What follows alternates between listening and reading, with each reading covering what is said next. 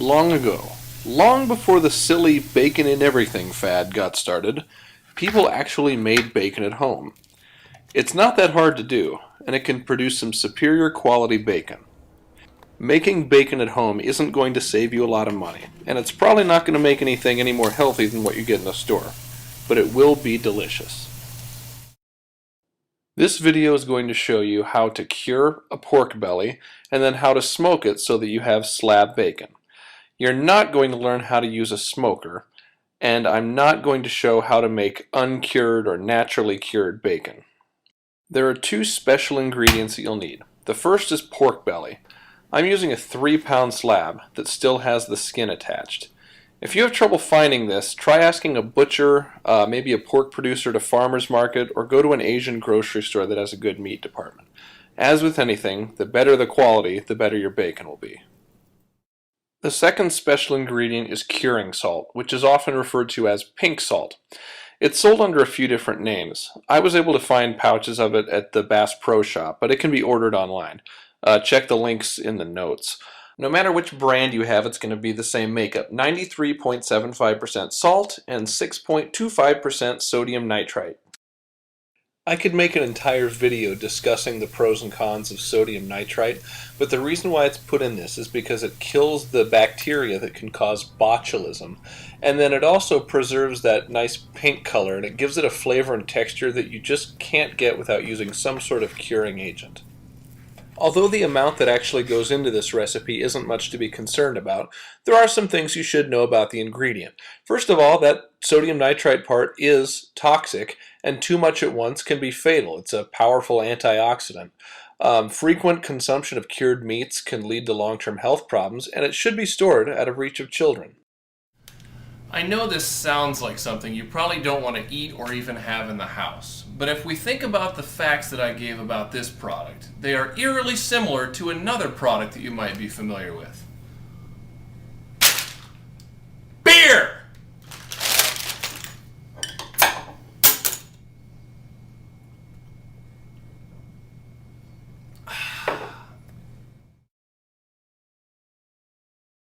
If you're not convinced, that's fine, but please don't try this recipe without the pink salt.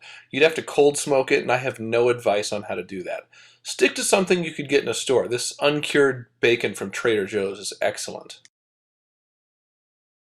The recipe I'm going to show is inspired by the one in this book, which is a great resource if you're interested in learning how to make sausages or a variety of other old-world meat preservation techniques. To cure this 3-pound slab of pork belly, I'm using 40 grams of kosher salt. I use Diamond Crystal kosher salt, so 40 grams is about 5 tablespoons. If you use Morton's kosher salt, you'll want to make it 3 tablespoons. Next is 1.5 teaspoons of pink salt, and then 40 grams of maple sugar. If you can't find maple sugar, brown sugar is fine. 40 grams would be about 3 tablespoons. Beyond the salts and the sugar are where you add some extra flavor to the bacon. For this recipe I'm using 5 cloves of garlic and 4 whole jalapenos. It takes quite a bit to give any extra flavor to the bacon. The recipe in the book calls for, I think, 1/4 cup of maple syrup, which is pretty good for breakfast bacon. You could also use black pepper, any herbs that you like. Basically, it's up to you. The pork belly goes in a gallon-sized zipper bag, then the cure mixture will be added to that, and it's good to really rub the mixture into both sides of the pork belly. Then the air needs to be squeezed out of the bag, and this will go into the refrigerator skin side down. The bag will need to get flipped every other day, and I'm starting on a Saturday, so it'll need to be flipped on...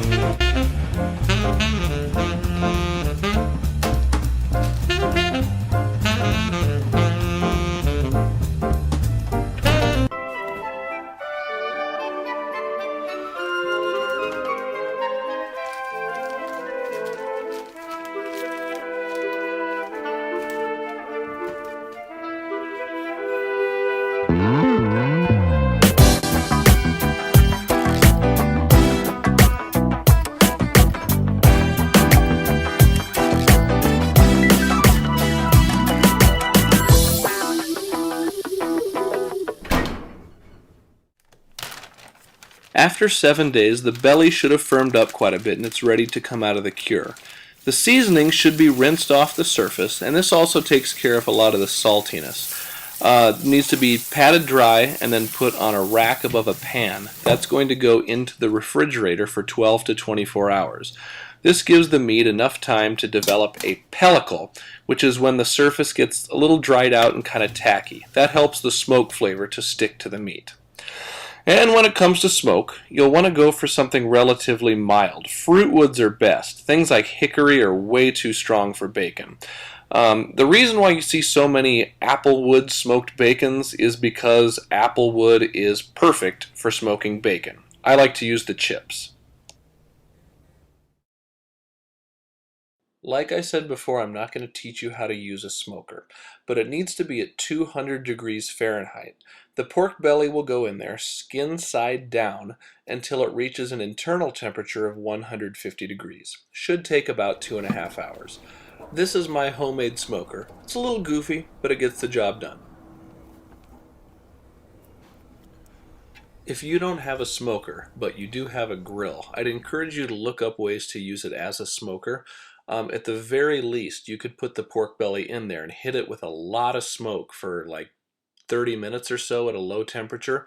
Then you can finish the pork belly in a 200-degree oven until it hits 150 degrees. Once the slab has hit the magic temperature, it needs to cool off on the counter for a couple of hours. But after 10 minutes, while it's still warm, you should remove the skin. It should come off pretty easily in one piece. And don't throw this away. It would be really good if it's put into a pot of soup for flavoring. If it weren't so salty, I'd give it to the dog. After it's cooled completely, you can peel some other things off. Here's some silver skin, and then I also like to trim off the reddish-brown bits there. You can leave it on, but it makes the slices a little more rustic than what I want. Also like to trim the ends off just so it'll be nice and neat on the edges when I start slicing.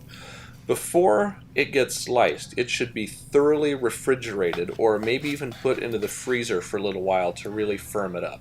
That's going to make the slicing a lot easier. And I don't have a very good slicing knife. I'm just going to use the chef's knife here to do the best that I can.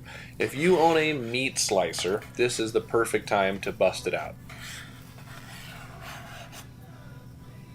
It's kind of hard to make really even, thin slices if you're doing it by hand, but actually it's kind of nice to have it a little bit thick.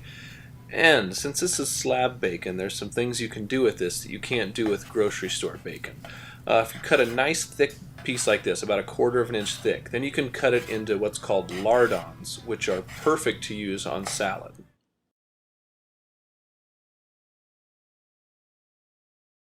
Personally, I think the best way to prepare strips of bacon is in the oven, but it's not quite as satisfying as doing it in a frying pan. With this homemade bacon, I like to do it at a really low temperature because I've found that it's a little bit more prone to burning if it's cooked at too high of a temp.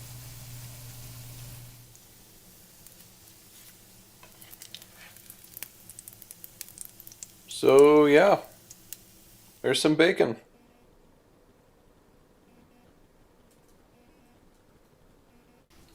Obviously, I'm going to end this video by making you watch me eat my bacon.